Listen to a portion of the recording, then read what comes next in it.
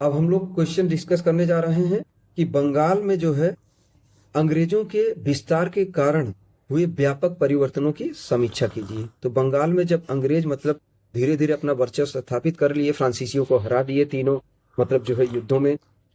तो उसके बाद उनके विस्तार के कारण जो चेंजेज हुए, जिस तरह के चेंजेज हुए, क्या क्या परिवर्तन हुए, उसके बारे में हम डिस्कस करेंगे। उन्होंने ज्योग्राफिकली क्या क्या चीजें चेंज करी, इकोनॉमिकली क्या चेंज किया, सोसाइटी में क्या चेंज किया, एडुकेशन में क्या चेंज किया, उनकी पॉलिसी क्या रही, किस तरह से मतलब उनका व्यवहार रहा, इन सारी चीजों में हम लोग डिस्कस करेंगे। तो देर न करते हुए उत्तर को स्टार्ट करते हैं। तो उत्तर में हम लेखन स्टार्ट करेंगे। तो सबसे पहले क्या है कि बंगाल में अंग्रेजों का विस्तार उनकी कुशल कूटनीतिज्ञता एवं सामरिक क्षमताओं का परिणाम था, जिसकी वास्तविक परिणति 1757 ईस्वी का प्लासी का युद्ध था। प्लासी के युद्ध में विजय के पश्चात बंगाल व्यापक परिवर्तनों के दौर को देखता है, जिसमें राजनीतिक, सामरिक, आर्थिक एवं राजनीतिक परिवर्तनों के अंतर्गत बंगाल में नवाबों की शक्ति सीमित हो गई और वे अंग्रेजों की मांगों के अनुरूप कार्य करने लगे, जिससे उनका प्रत्यक्ष नियंत्रण धीरे धीरे हटने लगा और अवध और दिल्ली भी इससे प्रभावित हुए और नियंत्रण को स्थापित करने में अवसर प्रदान किया, जिसमें मीर जाफर व मीर कासिम के साथ हुए अंतर संबंधों को देखा जा सकता है। इन्हीं राजनीतिक परिणामों के फलस्वरूप अंग्रेजों ने 1765 ईस्वी में बंगाल उड़ीसा की दीवानी प्राप्त कर ली। सामाजिक परिवर्तनों के अंतर्गत यह देख सकते हैं कि अंग्रेजों के आगमन से पश्चिमी ईसाई संस्कृत का व्यापक प्रसार धीरे धीरे संपूर्ण भारत को प्रभावित करने में सफल हुआ, जिसने भविष्य के पुनर्जागरण की नींव रखी और भारतीयों को पहली बार अपनी वास्तविक स्थिति से परिचित होने का अवसर प्रदान किया। ये तो भूमिका हो गई। अब आगे देखते हैं कि आर्थिक परिवर्तनों के अंतर्गत सबसे व्यापक प्रभाव अंग्रेजों की उस नीति के अंतर्गत दिखाई पड़ते हैं जिसमें उन्होंने भारतीय संसाधनों और राजस्व का दोहन करते हुए उनका पूर्ण उपयोग अपने निजी उद्यमों व ब्रिटेन में स्थापित उद्योगों के लिए, जिसे भारतीयों के द्वारा धन निष्क्रमण कहा गया। इसके अतिरिक्त उन्होंने भू राजस्व पद्धति के द्वारा भारतीय कृषकों व जमींदारों को प्रभावित किया और उनके शोषण के पर्याप्त आधार तैयार किए। ठीक है,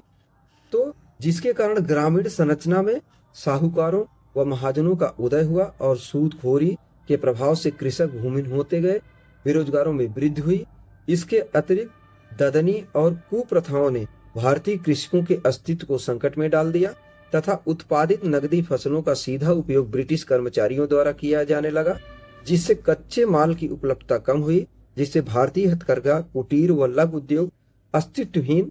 हो गए व हस्तशिल्प प्रभावित हुआ। प्रशासनिक परिवर्तनों के अंतर्गत स्पष्टतः अंग्रेजों की यह मंशा दिखाई पड़ती है कि वे अधिक से अधिक प्रत्यक्ष नियंत्रण भारतीयों के ऊपर आरोपित करें, जिससे उनका साम्राज्यवाद फलीभूत हो सके। इसी का परिणाम था कि 1773 ईस्वी में रेगुलेटिंग एक्ट व 1784 का पिट्स इंडिया एक्ट भारत में प्रभावी हुआ, जिसके द्वारा जहां एक और ब्रिटिश संसद ने ईस्ट इंडिया कंपनी पर प्रभावकारी नियंत्रण लागू किया, वहीं ईस्ट इंडिया कंपनी ने भारत में प्रशासनिक और न्यायिक प्रक्रिया भी ब्रिटिश मंशा के अनुरूप परिवर्तन किया, जिसका वास्तविक प्रभाव यह पड़ा कि अब भारतीय धीरे धीरे अपने कानून के स्थान पर ब्रिटिश कानून को मान्यता देने लगे। इससे पूर्व बंगाल में स्थापित द्वैध शासन में उत्तरदायित्व व अधिकारिता के मध्य विभाजन करते हुए बंगाल के नवाब को अलोकप्रिय बनाने का प्रयास किया, जिसके कारण इन्हें बंगाल के प्रशासन को हस्तगत करने में असुविधा नहीं हुई। तो एक बार आंसर को फिर से हम एनालाइज कर लेते हैं।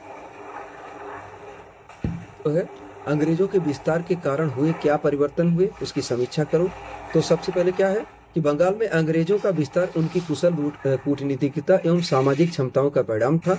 जिसकी वास्तविक परिणति 1757 ईस्वी का प्लासी का युद्ध था। प्लासी के युद्ध में विजय के पश्चात बंगाल व्यापक परिवर्तनों के दौर को देखता है, जिसमें राजनीतिक, सामरिक, आर्थिक एवं राजनीतिक परिवर्तनों के अंतर्गत बंगाल में नवाबों की शक्ति सीमित हो गई और वे अंग्रेजों की मांग के अनुरूप कार्य करने लगे, जिससे उनका प्रत्यक्ष नियंत्रण धीरे धीरे हटने लगा और अवध और दिल्ली भी इससे प्रभावित हुए और नियंत्रण को स्थापित करने में अवसर प्रदान किया। इसमें मीर जाफर व मीर कासिम के साथ हुए अंतर संबंधों को देखा जा सकता है। इन्हीं राजनीतिक परिणामों के फलस्वरूप अंग्रेजों ने 1765 ईस्वी में बंगाल उड़ीसा की दीवानी प्राप्त की। सामाजिक परिवर्तनों के अंतर्गत यह देख सकते हैं कि अंग्रेजों के आगमन से पश्चिमी ईसाई संस्कृति का व्यापक प्रसार धीरे धीरे संपूर्ण भारत को प्रभावित करने में सफल हुआ, जिसने भविष्य के पुनर्जागरण की नींव रखी और भारतीयों को पहली बार अपनी वास्तविक स्थिति से परिचित होने का अवसर प्रदान किया। आर्थिक परिवर्तनों के अंतर्गत सबसे व्यापक प्रभाव अंग्रेजों की उस नीति के अंतर्गत दिखाई पड़ते हैं जिसमें उन्होंने भारतीय संसाधनों और राजस्व का दोहन करते हुए उनका पूर्ण उपयोग अपने निजी उद्यमों या ब्रिटेन में स्थापित उद्योगों के लिए, जिसे भारतीयों के द्वारा धन निष्क्रमण कहा गया। इसके अतिरिक्त उन्होंने भू राजस्व की पद्धति के द्वारा भारतीय कृषकों और जमींदारों को प्रभावित किया और उनके शोषण के पर्याप्त आधार तैयार किए, जिसके कारण ग्रामीण संरचना में साहूकारों व महाजनों का उदय हुआ और सूदखोरों के प्रभाव से कृषक भूमिहीन होते गए, बेरोजगारों में वृद्धि हुई। इसके अतिरिक्त ददनी जैसे कुप्रथाओं ने भारतीय कृषकों के अस्तित्व को संकट में डाल दिया तथा उत्पादित नगदी फसलों का सीधा उपयोग ब्रिटिश कर्मचारियों द्वारा किया जाने लगा, जिससे कच्चे माल की उपलब्धता कम हुई, जिससे भारतीय हथकरघा, कुटीर व लघु उद्योग अस्तित्वहीन हो गए व हस्तशिल्प प्रभावित हुआ। प्रशासनिक परिवर्तन के अंतर्गत अगर देखें तो यह स्पष्टता अंग्रेजों की यही मंशा दिखाई पड़ती है कि वे अधिक से अधिक प्रत्यक्ष नियंत्रण भारतीयों के ऊपर आरोपित करें, जिससे उनका साम्राज्यवाद फलीभूत हो सके। इसी का परिणाम था कि 1773 में रेगुलेटिंग एक्ट और 1784 में पिट्स इंडिया एक्ट भारत में प्रभावी हुआ, जिसके द्वारा जहां एक और ब्रिटिश संसद ने ईस्ट इंडिया कंपनी पर प्रभावकारी नियंत्रण लागू किया, वहीं ईस्ट इंडिया कंपनी ने भारत में प्रशासनिक और न्यायिक प्रक्रिया भी ब्रिटिश मंशा के अनुरूप परिवर्तन किया, जिसका वास्तविक प्रभाव यह पड़ा कि भारतीय धीरे धीरे अपने कानून के स्थान पर ब्रिटिश कानूनों का मान्यता देने लगे। इससे पूर्व बंगाल में स्थापित वैध शासन में उत्तरदायित्व व अधिकारिता के मध्य विभाजन करते हुए बंगाल के नवाब को अलोकप्रिय बनाने का प्रयास किया, जिसके कारण इन्हें बंगाल के प्रशासन को हस्तगत करने में असुविधा नहीं हुई। तो इस तरह से हमने क्या मतलब जो है परिवर्तन हुए अंग्रेजों के मतलब जो है सत्ता स्थापित करने के बाद, वो चीज हम लोगों ने डिस्कस कर लिया। अब आगे हम लोग डिस्कस करेंगे प्लासी के युद्ध का कारण और इसका महत्व क्या था।